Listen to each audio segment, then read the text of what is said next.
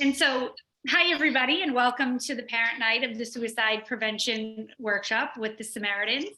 I'm Stacy Burns, your licensed mental health clinician and school adjustment counselor at Blake. And I just want to say that I feel so privileged to be working in that field and be really supported by the community and administration just around the mental health needs of our students. And just a little background for the parents: in 2016, we began working with the Samaritans. And just over the last few years, we've just really received some positive feedback and found that it's just been really informative for our students. District-wide, we start the training in 7th grade, and then we're lucky enough to continue that in 9th grade for the students. And then it culminates in 12th grade, really talking about those resources for the students that are turning 18 and or maybe moving out to college. And the feedback has been extremely positive. And so, with all that being said, we're here with the Samaritans in order to help you as the parents understand the prevention program that Samaritans will be presenting in the screening tool that your child will be filling out on Wednesday. And so I'm thrilled to be working and introducing Jamie Cohen from the Samaritans. And Jamie will be introducing the workshop, what it all means, talking a little bit about the Samaritans and the work that they do around providing life-saving suicide prevention tools throughout Massachusetts. And then on Wednesday, your student will sit for a workshop given by the Samaritans this year in person. Yay, we're so excited for that. And then following that, she'll be taking a depression screening. And so with that being said, Jamie, welcome, and thank you so much for being here. Thank you, Stacy. Thank you for that lovely introduction. It's a pleasure to be here. I'm so glad to hear too that that our folks are coming in person. I think that makes a real difference. So happy to hear that. And I just want to say one thing. I forgot to say that Tracy Allen, the 7th grader's wonderful guidance counselor, is here, but she has no voice. And so I meant to say that right at the beginning. And so she is here with us, but is unable to speak. So I'm doing part of that for her. Amazing. Well, let me share my screen with you all, and we can get started.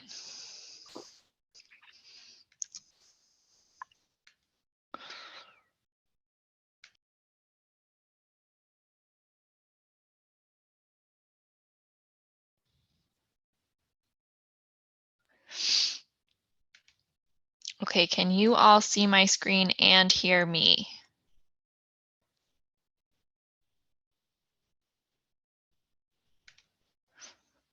I'm going to take your silence as a yes because I can't actually see you while I'm presenting.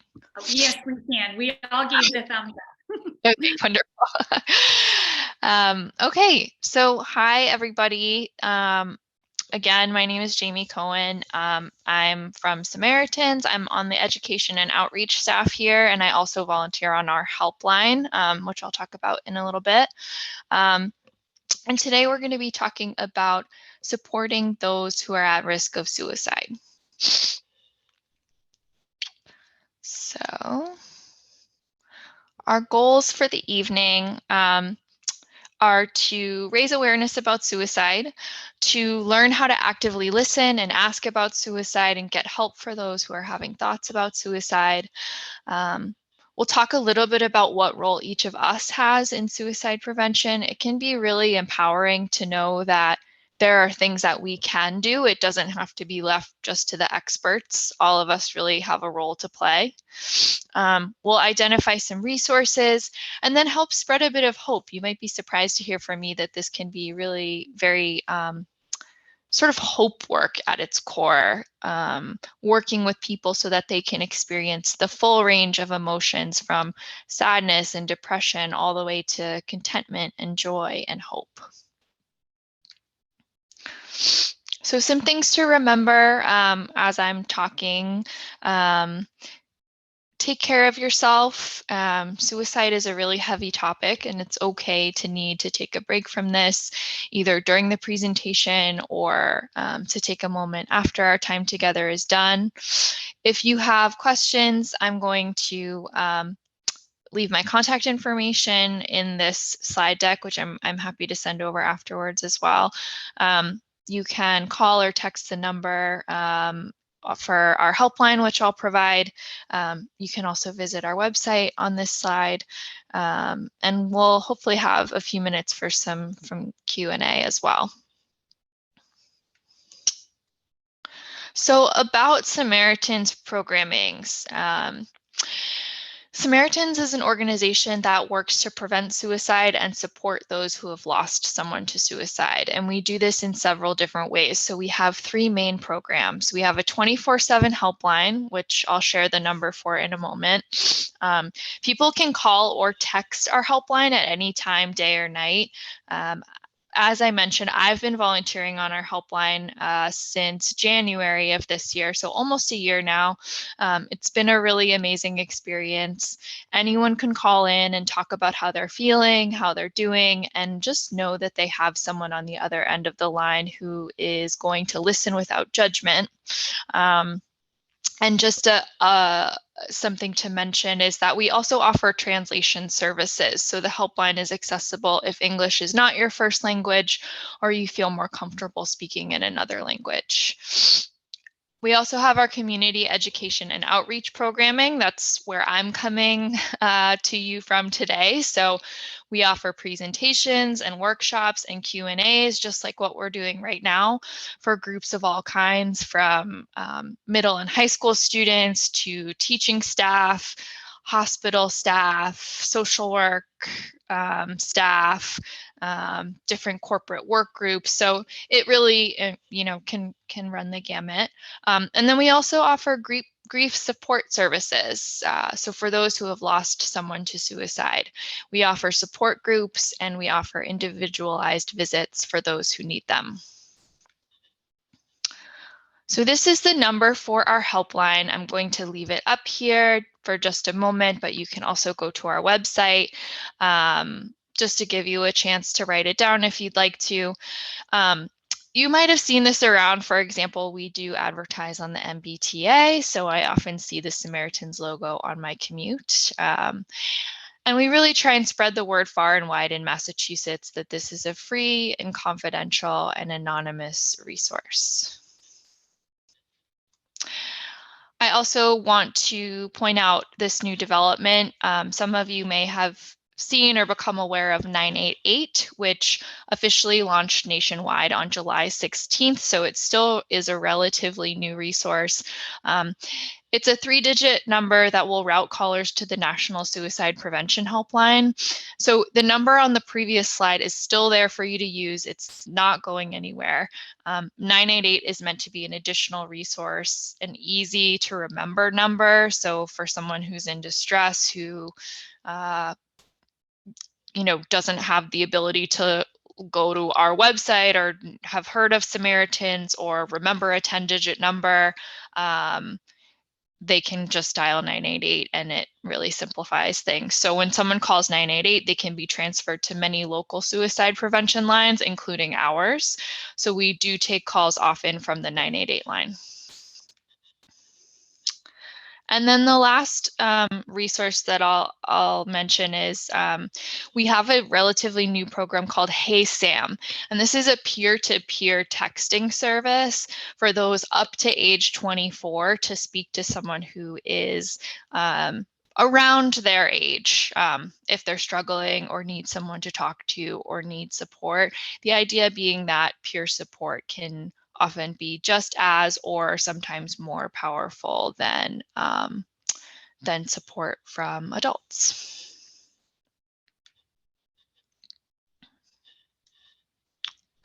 So what I'll do is I'll talk a little bit about some facts and figures around suicide. We'll go over some myths, common myths and facts about suicide and suicide prevention.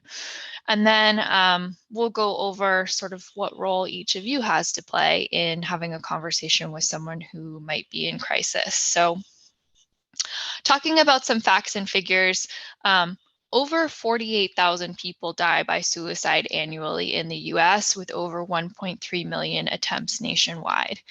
And 740 suicides were reported as of collection of this data, which was, I believe, in 2020. But Massachusetts is consistently sort of at the lowest in suicide rate per capita. And there are a couple of reasons why I think this number is low, and what the data points to as reasons why this number is low.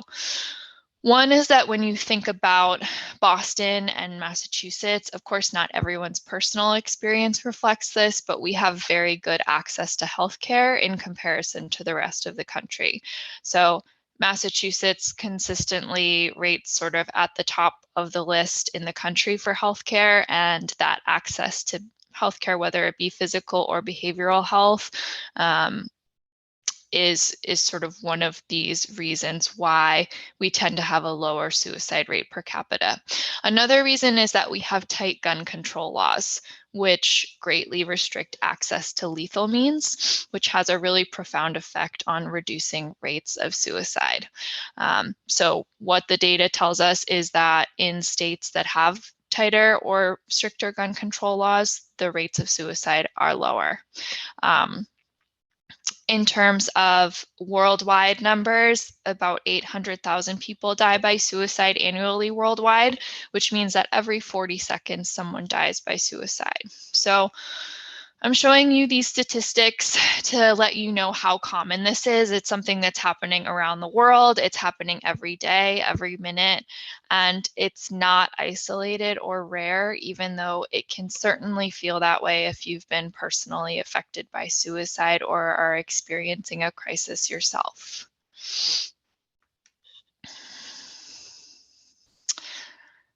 Suicide is the 10th leading cause of death overall for all ages. Actually, it's now the 11th because COVID has slipped in since this data was collected in 2020. So it's now the 11th leading cause of death. And 45 to 64-year-olds report the highest rates of suicide, particularly white males, with the second highest rate occurring for those 85 plus. Another thing to note is that men are 3.6 times more likely to die by suicide than women. Although women do attempt to take their lives more often, it seems that men tend to choose more lethal means and actually complete a suicide. A couple of things to note about this data, just sort of putting our critical thinking caps on, is, 45 to 64-year-olds report the highest rates of suicide, as do white men, but there are certainly certain communities or groups of people where suicide may be underreported. So while this is what the data tells us, it's always important to kind of continue to understand and interpret the data by what we have access to. And with men and women, it is important to note that margin where men are more likely to die by suicide and women are less likely, that margin is actually growing smaller. So women are, over time, the data shows that women do complete more suicides each year. And then I do just want to touch on youth as well. So with youth, suicide is the second leading cause of death, ages 10 through 24. That's behind automobile accidents.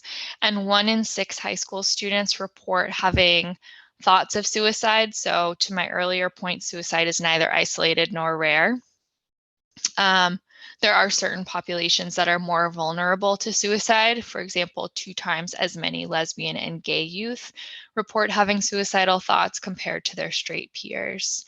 And then there are other, different groups, different marginalized groups, Black, Latinx, Indigenous youth. I mentioned LGBTQ plus folks, anyone that's involved in the child welfare or imprisonment system. Those are communities that are at higher risk. In terms of looking beyond suicide to mental health more generally, 1 in 5 young people in the US will have some kind of mental health symptoms in their lifetime, and 27% of high school students report symptoms of depression or anxiety. And just to note that this data was collected again before the COVID-19 pandemic began. And so many new studies are saying that this percentage will rise due to the isolation, the sort of social issues that a lot of young people have felt in the last couple of years. So these feelings and struggles are common. There's something for all of us to be aware of as we interact with young people, whether it be in a personal or a professional capacity. When we think about suicide on the helpline, there's just a couple things that I would sort of like you to know. And one of those is that you'll hear me say throughout this presentation that someone died by suicide or took their life or completed a suicide rather than using the phrase commit suicide. The phrase committing suicide is so common in the way that we speak about this that we might not think consciously about the negative connotations that come along with this phrase. So for example, when you think commit, you might think of someone committing a crime or an illegal act, and we're really trying to avoid blame and judgment when we talk about suicide.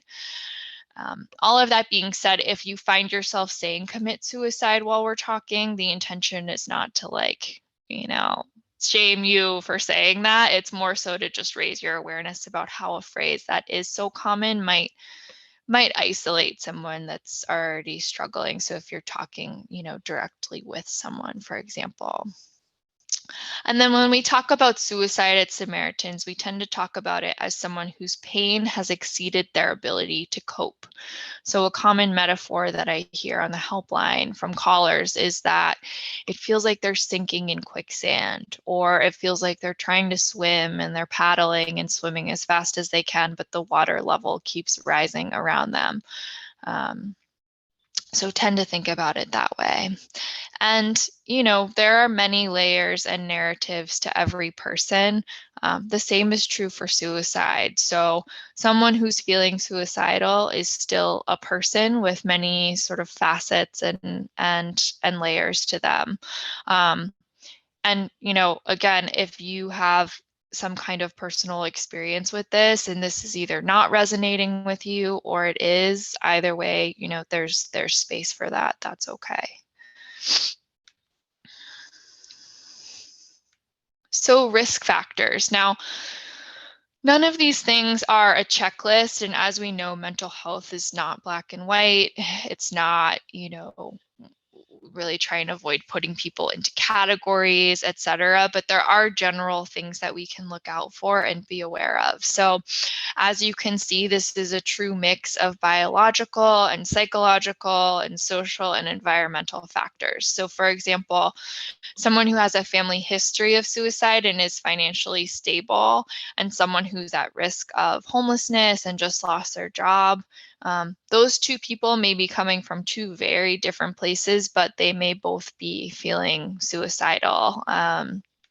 So, any family history, certainly, any lack of healthcare access, anything sort of in terms of any type of abuse or trauma that someone has experienced, any kind of substantial loss. I mentioned, homelessness or some kind of financial loss. These are all general risk factors. And then risk factors for youth, as I'm sure you all know, this is a time when youth are really sort of discovering who they are socially, and their social relationships really mean a lot. And so any kind of social isolation or bullying or cyberbullying are risk factors, certainly. And then there are, certain biological or family history factors. Any type of coping or problem solving skills too, I think.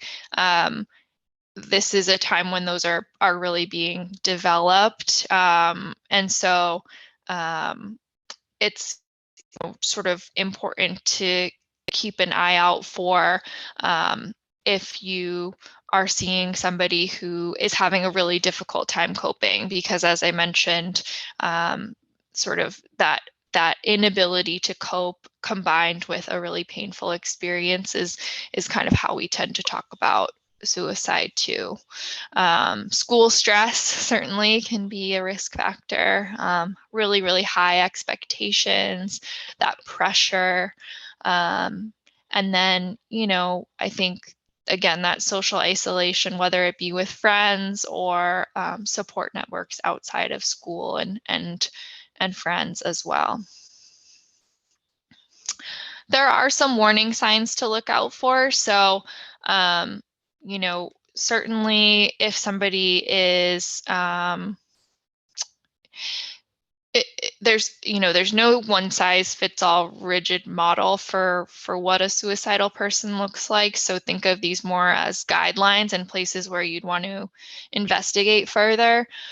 But any verbal indication of suicide, even if it seems like a joke, could be considered a warning sign and something to look out for. So remember that, this is a very taboo area. We're taught that from a very young age. So sometimes when people are thinking about suicide, they'll disguise it as just joking until they're sure that they're in a safe space to talk about it. So that's just one thing to note. I think any changes in like appetite, sleep, a withdrawal from hobbies, or things that used to provide a lot of pleasure and joy to somebody. Again, also withdrawing from any friends or family or society, mood swings, changes in weight or appetite or hygiene, and that impulsive behavior, or any kind of like seeking out of lethal means. These are all just things to look out for. There are, of course, what we call resiliency factors, risk mitigating factors, also known as protective factors. So family and social support and connections are huge. We also talked about a little bit about limiting access to means and effective behavioral health care. So any kind of like, good healthcare access is usually a huge mitigating factor. Those outside interests and hobbies and goals, something that's, clearly motivating somebody. Along with that, a sense of purpose and hope, life skills like problem solving and coping, or flexibility or adapting, asking for help, that's huge as well. And then the ability to express emotions, just to be able to pinpoint the way that you're feeling and say, I'm feeling sad, or I'm feeling angry about this, and sort of be able to talk about that. So some suicide myths and facts. Typically what I do is I'll put a phrase up on the screen, and then sort of ask the audience if they believe this is a myth or a fact. But I guess in this case, I'll just ask you all to kind of think about it a little bit, and then I'll talk through it. So think about whether you think this is a myth or a fact. No one can stop a suicide. It is inevitable. So this is a myth. We as Samaritans would not be around as an organization if we believed this statement were true. We believe that you can certainly help to intervene, stop a suicide, and that it is not inevitable that someone would take their life. Asking a person about suicide will only make them angry and increase the risk of suicide. So this is a myth as well. And it's interesting because when I started on the helpline, this was kind of my big fear, is that I would ask someone if they were feeling suicidal, and it would sort of plant the idea in their head that, that they were feeling that way. And that's just not the case. In fact, excuse me, if you do directly ask about suicidal intent, this is a fact. It actually lowers someone's anxiety. It opens up a channel of communication. It lowers the risk of an act of self-destruction. People considering suicide keep their plans to themselves.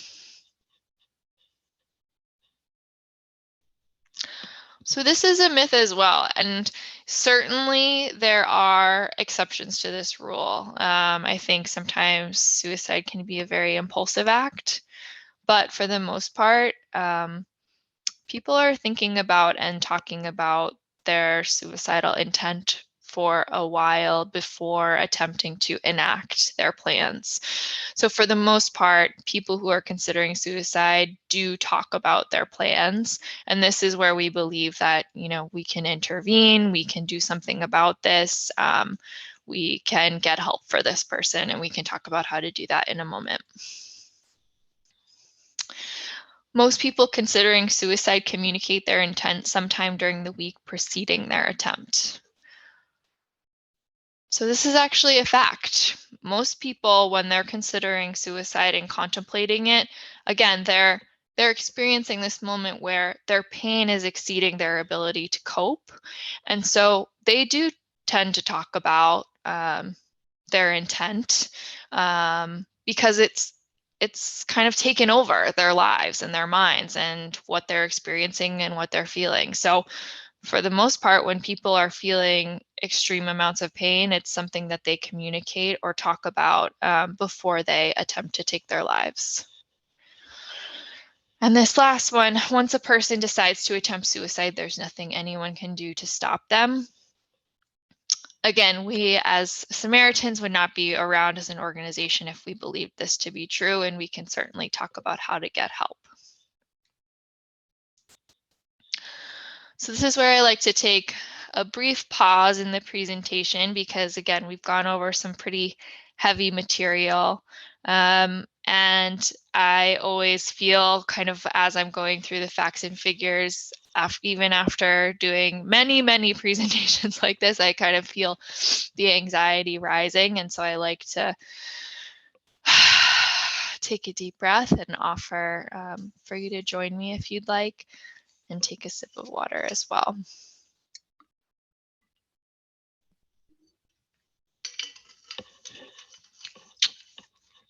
And now we'll move on to how you can help someone who's in crisis. So we think the first step is to listen. And there are certainly some do's and don'ts when it comes to listening to somebody who is in crisis. So, likely all of you probably have heard this or combined these skills, but, let them express their feelings. Try and listen without judgment. Be compassionate. Put away distractions. I think something as simple as that. How many of you have tried to have a really serious conversation with someone and they're like on their phone, like staring at their phone instead of paying attention to what you're saying, and think about how dismissive that can feel. So, try and put away distractions, show that you're present through these verbal and physical affirmations. We like to say open body language, whatever that means for you. Paraphrase what you hear, validate their feelings. And by the way, this is what all of our volunteers are taught in training for our helpline. And our volunteers are anywhere from high school age to people post-retirement. We tend to find with listening that the 80-20 rule works best. So kind of listening 80% of the time and you're talking 20% of the time, because you really want to open up that space for this person to be heard. The don'ts. Some general rules to follow. Try not to talk about yourself or your own experiences. Tell them what they're feeling is unimportant or wrong or will pass, or that it's just a phase, or interrupting or changing the topic.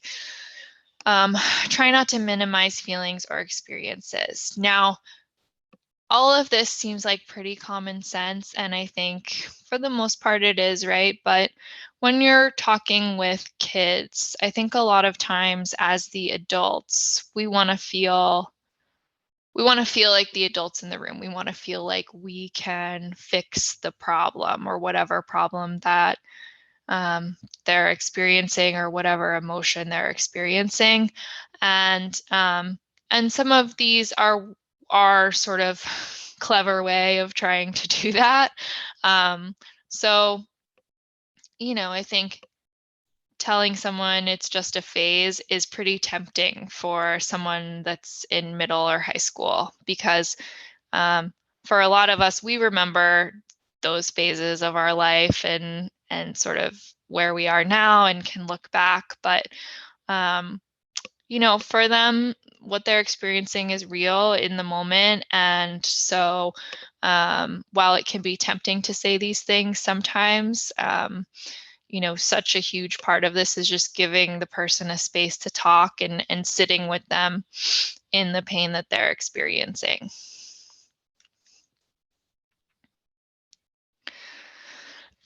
I'm going to play this quick video.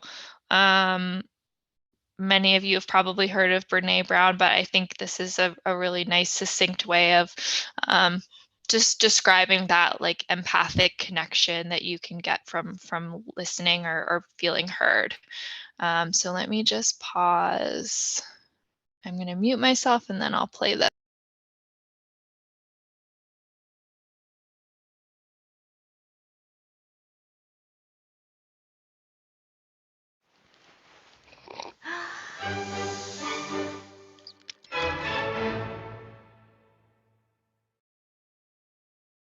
So what is empathy, and why is it very different than sympathy? Empathy fuels connection. Sympathy drives disconnection. Empathy, it's very interesting. Teresa Wiseman is a nursing scholar who studied professions, very diverse professions where empathy is relevant, and came up with 4 qualities of empathy. Perspective taking, the ability to take the perspective of another person or recognize their perspective as their truth. Staying out of judgment, not easy when you enjoy it as much as most of us do. Recognizing emotion in other people and then communicating that. Empathy is feeling with people. And to me, I always think of empathy as this kind of sacred space when someone's kind of in a deep hole and they shout out from the bottom and they say, I'm stuck, it's dark, I'm overwhelmed. And then we look and we say, hey, you climb down. I know what it's like down here, and you're not alone. Sympathy is, ooh, it's bad, no, you want a sandwich?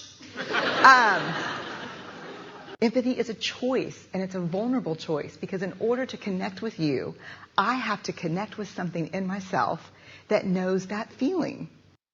Rarely, if ever, does an empathic response begin with at least. Yeah. And we do it all the time.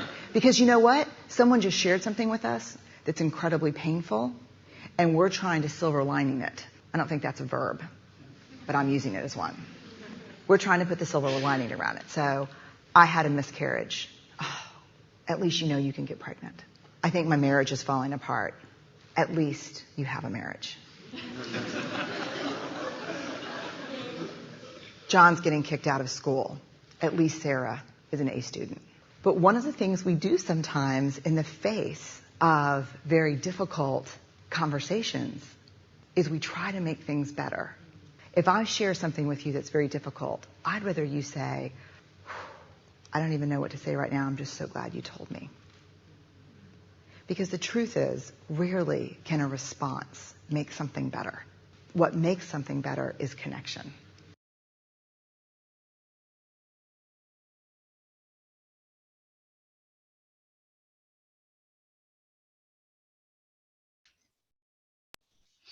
Awesome. I love that video. It's just so spot on in terms of like, there's nothing we can do or say in the moment that's going to fix the problem or like magically change the way that somebody is feeling, but the connection in and of itself is healing. And so those listening skills,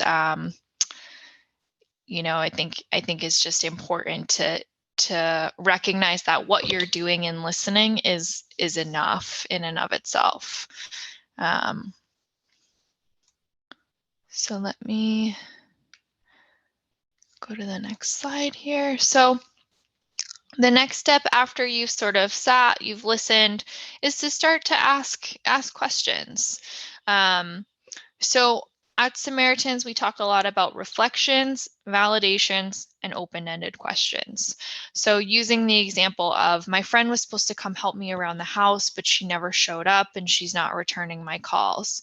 So reflecting back that to someone would be, you know, I can hear how upset you feel by your friend not being there to help you out around the house. And I think a reflection does two things. It allows the person to know that you're listening to them, and it also gives them the opportunity to correct you. So say you respond with this, I can hear how upset you feel. And they say, oh, I'm not upset, I'm just really frustrated. That continues to build that connection, and you can continue to kind of reflect what you're hearing after that. Validations also really help. It's understandable, or it makes sense to feel upset and lonely when your friend doesn't show up after they said they would. A note on this, we definitely don't want to validate, there's a way to validate suicidal feelings, I should say. If someone is feeling suicidal, I don't, recommend responding with, it's understandable to feel that way, or it makes sense to feel that way. I think another way of sort of validating that pain they're experiencing might be like, oh gosh, it really sounds like you're having some really painful feelings right now, or it must be so hard having the feelings that you're having. So there's a way to validate without like implying that somebody should be feeling this way. Open-ended questions too, we tend to say avoid why questions, which can sound sometimes like they have a little bit of judgment in them. Instead, how did it feel when your friend didn't show up to help you? Or what's it been like since she stopped returning your calls? So there's different ways to ask those questions as well. So we say ask open-ended questions. Speak to the person as an equal. Try and let the answers come from the person instead of asking leading questions. Acknowledge their pain by using their own words. And at the end of the day, try not to worry about being perfect in this conversation. Just try and be kind, sincere, compassionate, and use that empathy, that compassion. We do recommend asking about suicide directly and being ready to engage and support the person you're talking to, whether they answer yes or no. So some ways to do that. I, on the helpline, always advocate for just coming right out and asking, are you feeling suicidal? You can also phrase it as, sometimes when people are as upset as you are right now, they sometimes think about suicide, and I'm wondering if you've been having any suicidal thoughts or feeling suicidal. Do you sometimes feel so bad that you think about suicide? I think, the more direct you can be, the better. It might sound awkward to you at first, but I promise it will not sound awkward to the person who is experiencing those painful feelings and just wants to share that with somebody. And I'll put these up here. I think most of us probably know or would see in sort of a common sense way not to ask the questions like this. But, some ways to not ask are by using these leading questions where you're really hoping the answer is going to be no, right? So we don't want to ask this question in a way that incorporates shaming or judgment. You're not suicidal, are you? If we accidentally invalidate the pain someone's in by saying that their feelings are stupid or dumb or sort of negating what they're feeling, it's kind of unlikely that they'll open up to you again, or maybe to any other adults again. So really leave the door open for them to answer honestly. Even if you might feel scared, their answer will be yes. And then if the answer is no, keep listening, keep asking those open-ended questions, keep sitting with them in the pain and bringing that empathic response. You don't want to, just abruptly get up and say, okay, I guess my work here is done. It's still, their feelings are still valid, even if they're not feeling suicidal. Don't tell the person you're glad or relieved. That might prevent them from coming to you in the future. Take your time in replying, I think silence is okay. And explain why you asked if they're feeling suicidal. I noticed things have been really tough, and given what you just said, I just wanted to check in because it sounds like you're in a lot of pain. And I should mention, if the answer is yes, there are some follow-up questions and things that you might want to assess for. We'll talk about how to get help in a moment, but you might consider asking about a plan. Have you thought about how you might take your life if you were to, or what they might use? So have you thought about what you may use to take your life if you were to? What their access is to those means? Where are you in relation to the bottle of pills right now, for example? And if you were to take your life, have you thought about when you may do so? So thinking about the time frame as well. But for most people, asking the question, are you feeling suicidal, is kind of enough for them to want to seek help. And by all means, we agree with that. So first and foremost, follow protocol. Of course, if this is happening at home, I think getting help is still incredibly important. If this is happening at school, certainly you'll want to follow the protocol of your school. If the person has a plan, they have the means, they have the time set, and it's right away or within 24 hours, that person is actually considered at imminent risk of suicide, and it's something that you should reach out for help right away. And if someone's life is at risk, that is too big of a risk to keep to yourself. So we always say at Samaritans, never worry alone. So we're always consulting with each other and bringing in colleagues to help if someone is at imminent risk on the helpline. And then, of course, continue to manage your reactions, try and stay calm, try and take deep breaths. That's sort of what I was showing with that, breathing, taking a sip of water, using those moments of silence. You don't need to have all of the answers. You don't need to jump into fix-it mode for this person. There are other people there to support you. And be mindful of your limitations. So if somebody says, yes, I'm feeling suicidal, and that's when you want to reach out, then that is absolutely okay. If you feel like you can do a little bit more investigating and get a little bit more information before reaching out, that's okay too. So be mindful of those limitations. Certainly debrief with somebody afterwards, and take care of yourselves. We find that getting help is most successful, I should say, when you're collaborating with the person. So will you go with me or make a call with me to get help? Will you let me help you get help?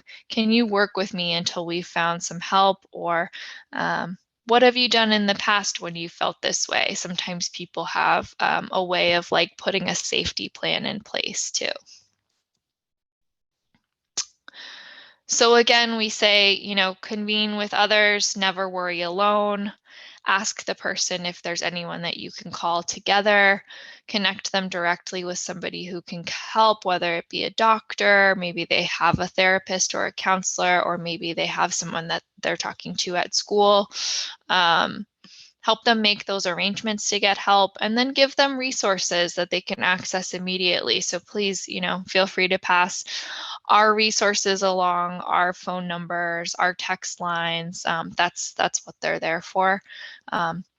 If there is an attempt in progress, again, that would be another situation where you'd want to get help immediately by calling 911.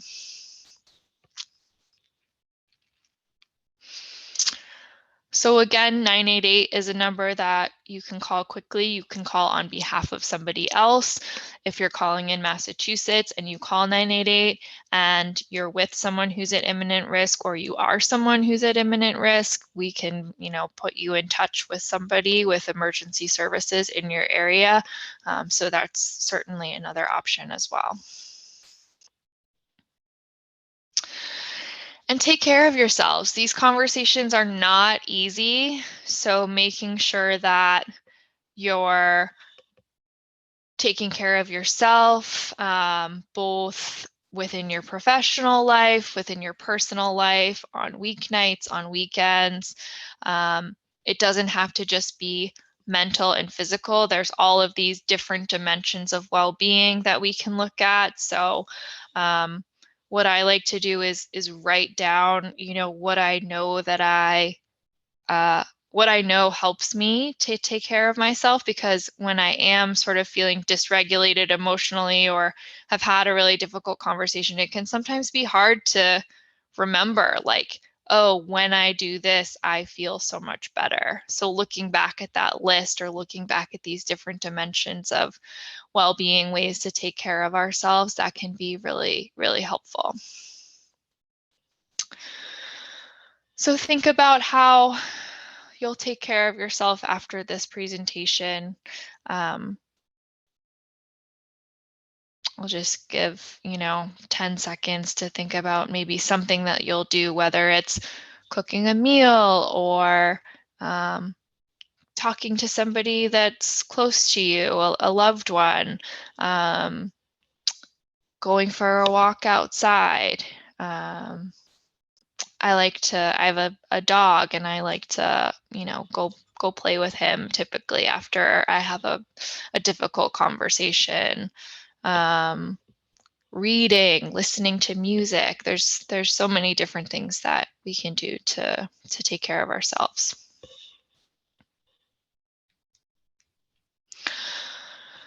So final thoughts. We all do have a role to play in suicide prevention. Active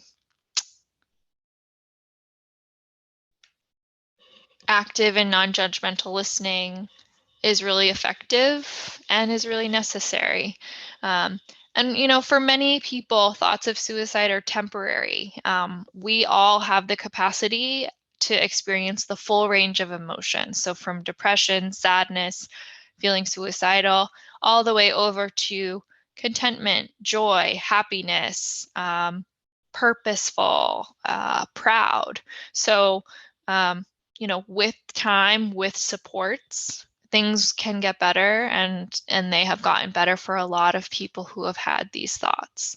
And just make sure to practice self-care. So take care of yourself today, tomorrow, by engaging in a relaxing or enjoyable activity for you. That covers the presentation. I have a survey link here. You can use your phone to scan this QR code. I can see if I can post the link in the chat. Or maybe Stephanie, you can help me with that. We're always looking for feedback on our workshops. So this is not mandatory, but it does help us for our programming in the future.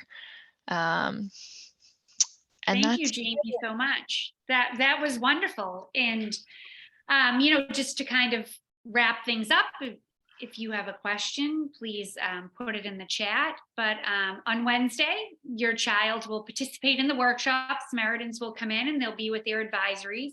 And at the end of that training, your child will be asked to fill out a brief screening for adolescent depression. And we realize these topics can be challenging and very uncomfortable, as Jamie has said throughout her presentation. And so, of course, we'll have staff on hand for any student that is having a difficult time, or if the topics cause emotions that they really need to process and work through. Myself, Miss Allen, Mrs. Corcoran, Mrs. Worthley, as well as the other counselors will be available. And this is so important in so many ways. And I really do believe that together we can really, fight the stigma surrounding mental health and empower our students with the knowledge to help one another. So thank you so much, Jamie, for that presentation. You're welcome. And if anybody has any follow-up questions for me, you can reach me at jcohen@samaritans.hope.org. You can also feel free to go to our helplines, our text lines. Again, our website is pretty transparent about our resources and how to contact us. So yeah, are there any questions? Should I stick around for a few minutes? Jamie, I just want to thank you, and I just wanted to just add and share that the statistics and data that you had shared earlier from a national perspective, and we will be sharing them more with families, more specifics with more formal information, but we received our results from the Metro West Adolescent Health Survey, and our data from both Medfield, at Blake Middle School, Medfield High School, and the Metro West area mirror the national results. So not just sharing in the perspective that it's very real and it's very relevant and so important. So I just can't thank Samaritans enough for doing this work and engaging as we partner to try to, as best we can, support families. And I just want to echo that if anyone has any questions or concerns, please reach out. We are all here for everyone. So thank you, Jamie. That was excellent. Thank you. Thank you.